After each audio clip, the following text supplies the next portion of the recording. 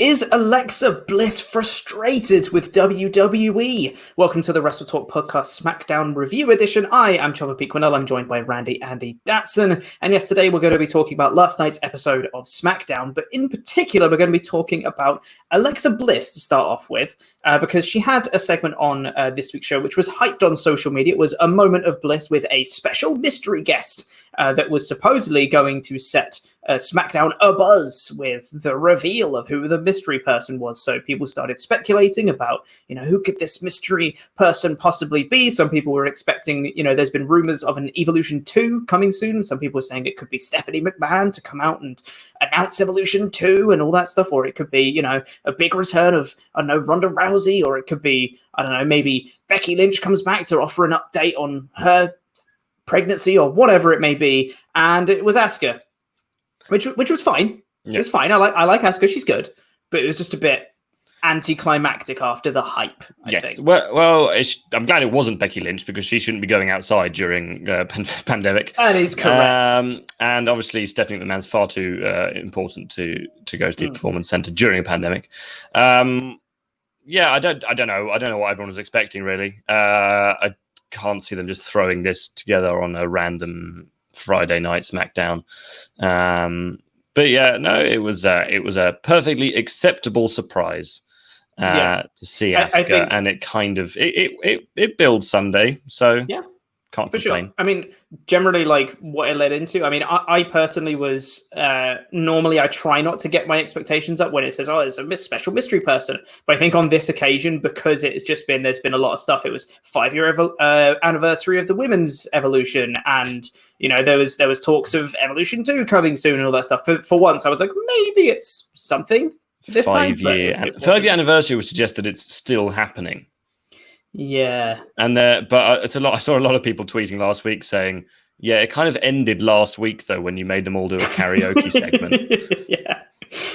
So yeah, it was a nice 5-year run, guys. But sorry for now. But yeah, the segment itself was fine. It was a bit off. Moment of Bliss segments tend to be a little bit weird in and of themselves, just because Alexa, it seems like they give her a load of material and just say like, go out there and be funny, riff and all that stuff, and Nikki Cross is wacky and you need to be kind of like the straight person in that and just be like, Nikki, calm down, let's talk about something to our guests and whatever. And she doesn't ever really seem super comfortable in that role, but in particular this week she seemed to just be like, there was no like light behind the eyes at all when she was doing her introductory bits with Nikki. It was very, very odd. I noticed it when I was watching it, and then I saw afterwards as well. There was a tweet that we'll get into in a little bit, which kind of explained a little bit. But it's a bit weird. It didn't sit right with me at all when she was talking on the segment.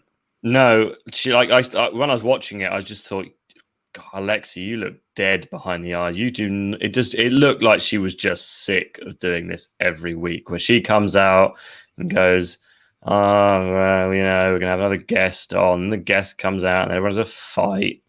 And then Nikki says something wacky because she's wacky and she's from Scotland. And Alexa has to go, "Oh, girl, come on, girl. Oh, what a girl you are, girl. Oh, have you had your coffee, girl? I like coffee, girl, because I'm a girl.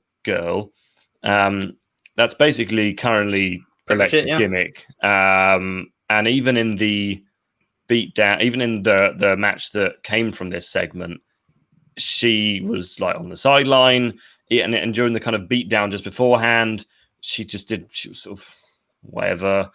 I really like Alexa Bliss. I think she's a great character, and I think she can be really funny and she can be really good in the ring, but it just feels like she's bored at the moment. Yeah, exactly. But then after the show, Alexa Bliss did a tweet, which really kind of put everything into perspective, where she just said 3 words, which was just frustrated beyond belief. And for me, I think that obviously this is referring to what she's doing in WWE right now, but I don't think it's a case of I don't have a title shot, I'm mad. Because she is a very highly decorated women's wrestler. She's held multiple women's championships and all that stuff.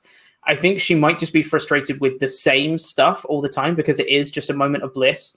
And the Nikki Cross stuff doesn't really seem to be going anywhere. She's just kind of stagnant right now. And it wouldn't surprise me. This is pure speculation on my part.